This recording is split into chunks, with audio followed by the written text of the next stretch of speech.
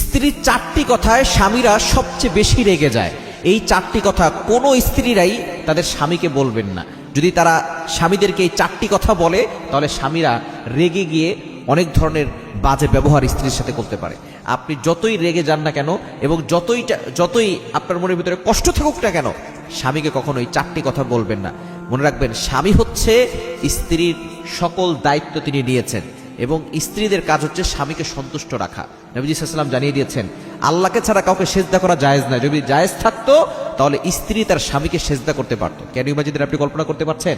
স্বামী হচ্ছে এমন একটা জিনিস যে আপনার সব দায়িত্ব নিয়ে নিয়েছে। এজন্য স্বামীর সাথে সবসময় ভালো ব্যবহার করার চেষ্টা করবেন।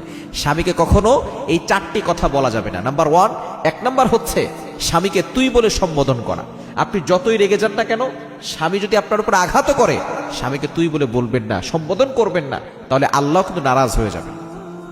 এজন্য স্বামী আপনার খারাপ হতে পারে, স্বামী আপনাকে বকাঝকা করতে পারে, আপনি স্বামীর জন্য দোয়া করেন।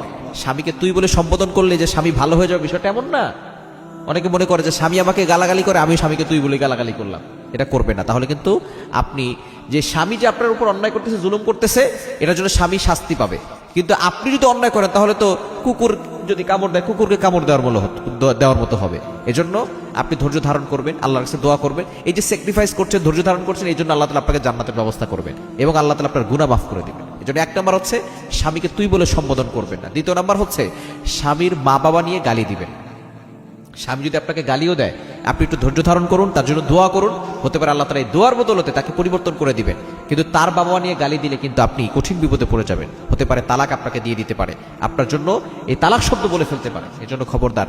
দ্বিতীয় নাম্বার হচ্ছে যেটা সবচেয়ে বেশি স্বামীকে রাগিয়ে তোলে, স্বামীর বাবা মা নিয়ে আপনি কথা বলবেন এবং স্বামীদেরও উচিত স্ত্রীদের বাবা মা নিয়ে কথা না বলা। এবং তিন নাম্বার হচ্ছে স্বামীকে কোনো বিষয় নিয়ে জোরাজুরি করবেন না। যে কোনো বিষয় নিয়ে অনেক স্ত্রী আছে বারবার বলে এটা করতেই হবে, এটা করতে হবে।